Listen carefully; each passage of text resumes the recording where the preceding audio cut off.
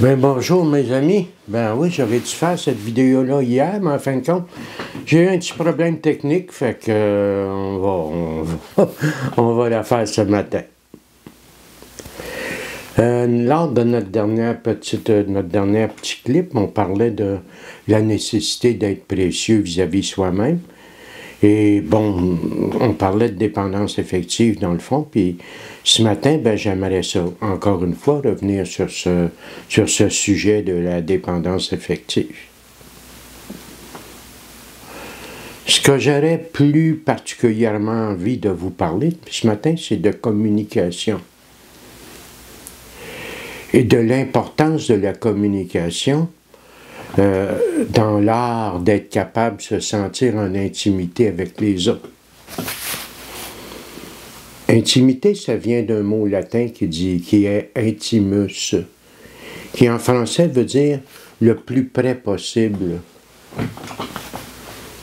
De façon générale, dans le langage courant, par intimité, on entend la sexualité. Mais l'intimité, c'est beaucoup plus que ça. C'est la capacité que j'aurai à être clair et à te faire une place claire en moi pour que tu me vois. Et la capacité que tu auras à me faire une place et à être clair en toi pour que je te vois. Bien entendu, si je veux faire ça, si c'est ce que je décide de faire, ben je vais me rendre vulnérable.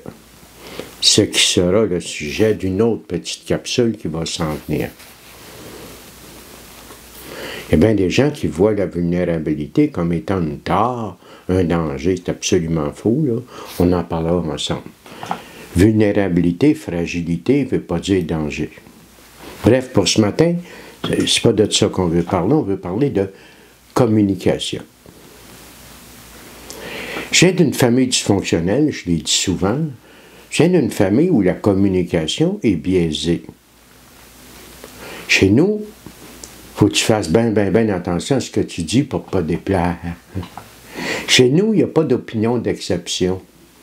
On dit tout comme le nous. Le nous, c'est qui? Ben ça, on ne sait pas trop. La plupart du temps, c'est l'opinion de papa ou de maman. C'est ça, le nous. Donc, Paul, c'est un craintif. Paul, c'est quelqu'un qui a peur de perdre. Paul, c'est quelqu'un qui a peur d'être rejeté, d'être abandonné. Paul, c'est quelqu'un qui a peur d'être jugé, qui a peur de ne pas être compris. Donc, Paul, quand il communique, voici comment il communiquait. Je ressens quelque chose que j'ai besoin de te dire.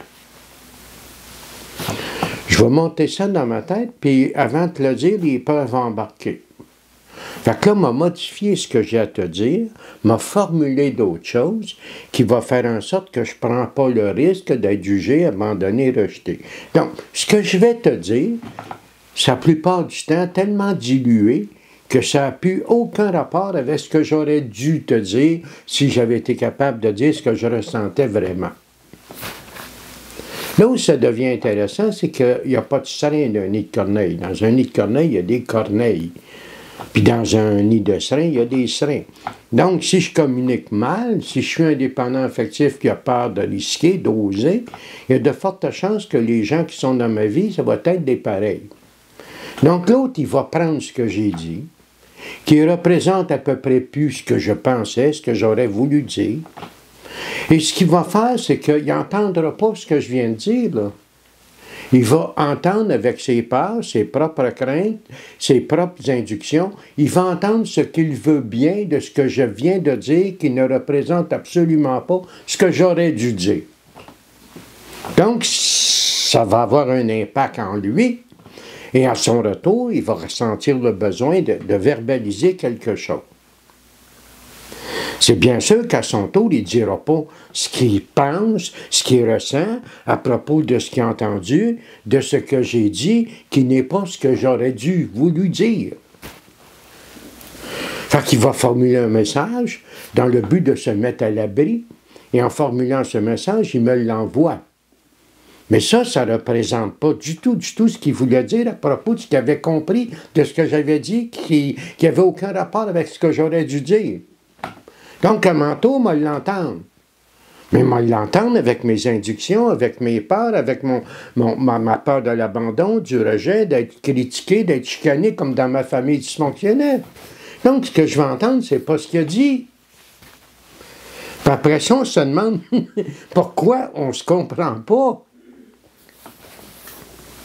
On se comprend pas parce qu'on n'ose pas. Tout se dit, ou presque, sauf lorsque je te le dis, si mon intention est de te faire mal. Ça, c'est autre chose.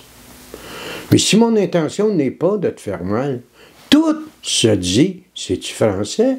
Ça va juste dépendre de comment on m'a le dit. Un exemple de ce que je dirais pas. Physiquement, tu me dégoûtes. Exemple, je n'irai pas te dire ça, tu sais. Je n'irai pas te dire ça, c'est te faire mal, c'est gratuit. Puis c'est pas parce que moi je te trouve pas de mon goût que t'es pas quelqu'un de beau ou de belle. Puis de toute façon, regarde-moi comme faut. pas placé pour porter un jugement. Quel rapport avec l'intimité? Ah ben j'y arrive. Je n'ai pas eu de lien racine avec mes parents. Tu sais, si tu me demandais d'écrire sur ma mère, mon père, une feuille pour chacun de mes parents, ce serait difficile pour moi de compléter cette feuille-là. Je les connais peu. Je les ai tellement craints que je me tenais loin. Tu comprends? Et c'était des gens qui ne se dévoilaient pas non plus, remarque bien. Ce qui fait que j'ai développé je dirais pas un complexe, mais presque un complexe d'isolement. Paul avait le don de se sentir plus seul avec 10 que quand il était seul. Parce que quand j'étais seul, j'étais pas confronté au fait que je me sentais tout le temps seul, même avec les autres. Il y avait comme une vitre, ça, d'épaisse invisible entre moi et les gens. Tant et aussi longtemps qu'on communiquait de l'information technique, ou bien tant pas aussi longtemps qu'on ne verbalisait pas les choses qui viennent de nous, qui nous fragilisent, j'étais en relation.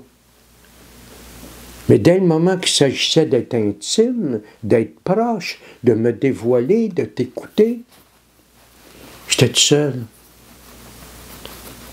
Donc la communication, à ce chapitre-là, elle devient très importante. Parce que si je communique clairement avec moi, si je me rends précieux que je communique clairement avec moi, si je sais, si je ressens, si je communique clairement avec toi et que je continue à le faire avec les autres, le résultat de ça, c'est que je vais me sentir près d'eux. Je vais donc être en intimité.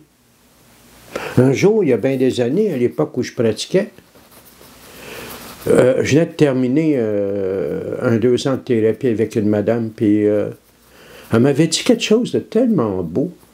Lors de la dernière entrevue, elle m'avait dit, « Tu sais, Paul, toi et moi, on ne s'est jamais touché le bout des doigts. Et tu es l'homme avec lequel je suis allé le plus loin dans mon intimité. Non, mais c'est-tu beau? Tu comprends l'idée? C'est tellement beau, ça m'avait beaucoup, beaucoup touché. »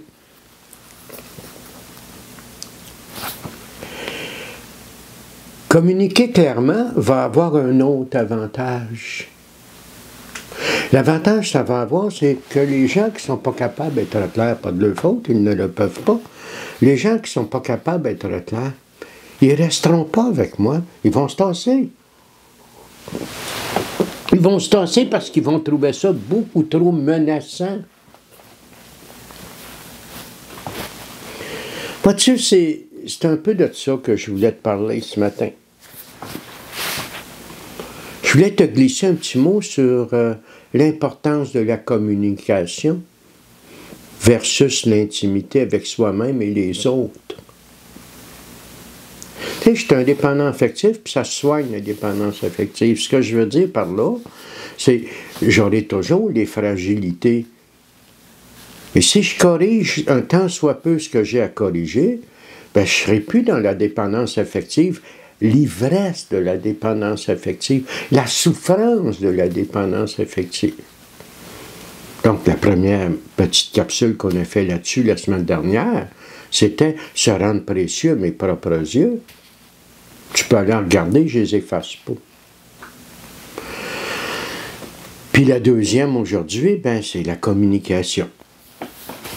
Fait que, regarde, je vais te laisser avec ces réflexions-là, moi, là, puis je vais te souhaiter une bonne semaine, puis on va se revoir dans quelques jours, là, dans pas longtemps. Fait que merci beaucoup. Au revoir.